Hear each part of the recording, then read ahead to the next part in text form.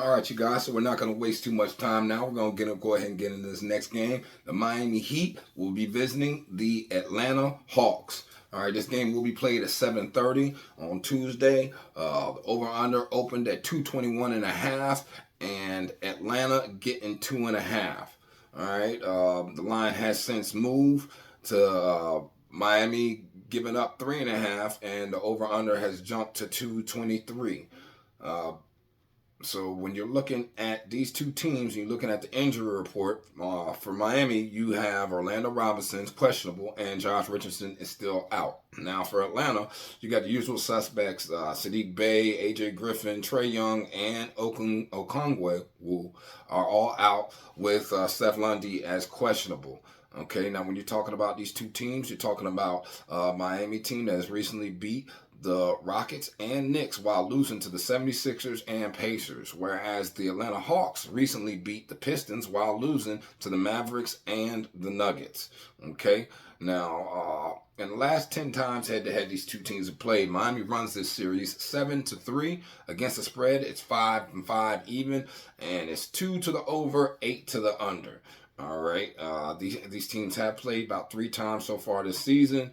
Miami won the first 2 times, and Atlanta won the last one in Miami on January 19th, 109-108, and they covered that one as well. But these teams are seeing a 4-game streak of unders, all under 228, 238.5, and 222. Remember, this line has gone up and is sitting at that around that 221 to 223 range right now. So it is heading upwards, even though it's an under most likely. But we know it might be a little bit too early to make that judgment, man. Let's look at a couple more things, right? So let's look situationally. Situationally against the spread, Miami as away favorite is 7-6-2. Okay, whereas Atlanta as a home underdog, all right, which this is the worst ATS team in all of the NBA, they're 4-8. All right, now Atlanta does have a slight rest advantage over Miami right now by 1 night, so we'll just go ahead and look at it like this. With rest advantage, Atlanta is 9-5, and with a rest disadvantage, Miami is coming in 12-6-1 against the spread. So Miami, when they are at a rest disadvantage, they still come out here and do what they're supposed to do, man. When you're looking over unders, you're concerned as away favorite, Miami goes 5 to the over, 10 to the under.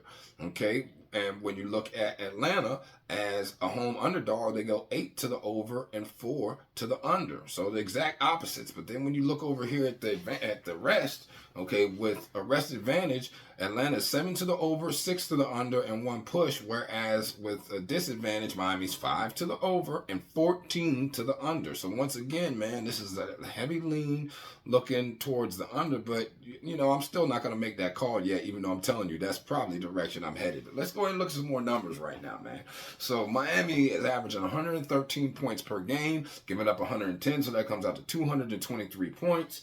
Hence why that number's moved around that range. And then Atlanta's in the last 3 games is averaging 108.7 points per game, and they're giving up 121.3 points per game. Hence why that number has ticked up a little bit, because of the fact of the amount of points that this team is giving up recently when they're playing against teams out here. So let me look at something else for you guys real quick. So when you're talking about how these teams have been playing just in their last 10, right? Miami is 6-4 straight up, 6-3-1 against the spread, and 8 to the over, 2 to the under. Now, when you look at the teams they played against, those 2 unders came against the Golden State Warriors and the New Orleans Pelicans, 2 teams that are known to play a little bit of defense. The Knicks played defense, but it still went over. Why is that? Because of the fact that look how low the over-under was. It was at 205.5.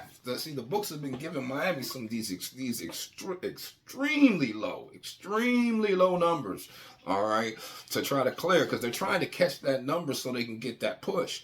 Like I said, the books do know what they're doing when they're doing certain things. Now, let's look at Atlanta real quick. Atlanta is 6-4 in their last 10, 5-5 against the spread, 8 to the over and 2 to the under in their last 10 games. So exactly identical. Now, the 2 games that went under for them was one game went under against Dallas. It went under the 228.5. And then the other game went under against Chicago, 221. Once again, 2 teams that have been playing a lot better defense as of late. So when you're seeing a trend like that, you got to pay attention to who these teams have been playing, and that will explain to you why certain things have been happening the way they've been happening.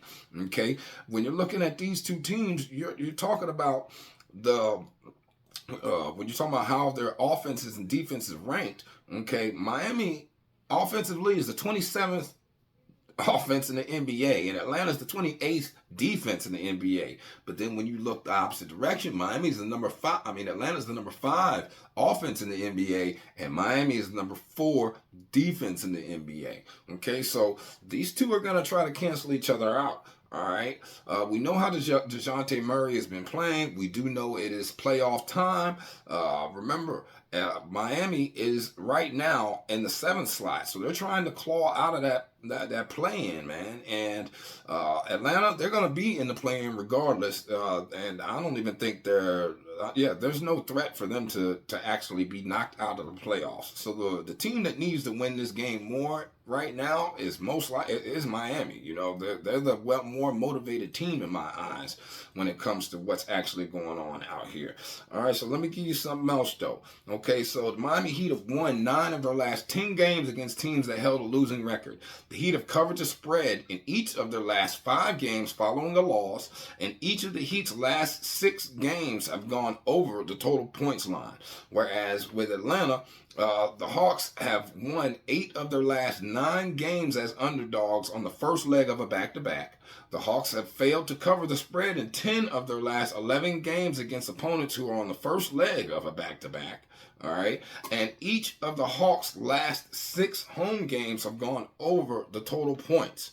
You know, so for me, I can only lean towards Miami on this game if I was going to give you a lean. There's no way to look on the first half or second half, okay, for this, because of the fact that these 2 teams have been playing good in the first half and second half. They have equal records as far as how they've been playing, whether home or away. They both look like the same. So I would stay away from that first half betting that ATS, or maybe look at the total. But for this game, I know the trend is telling you over right now, but I'm going to tell you I'm looking at the under. Okay, I'm looking at the under. I might put some juice on it, but I'm definitely looking at that under. I believe that there is a lot of opportunity there. I think by tomorrow, that number will start going down a little bit, but I can only lean Miami and the under, you guys. But, let me know what y'all think, man. This is how we do it, man. I hope this information has helped y'all out so far.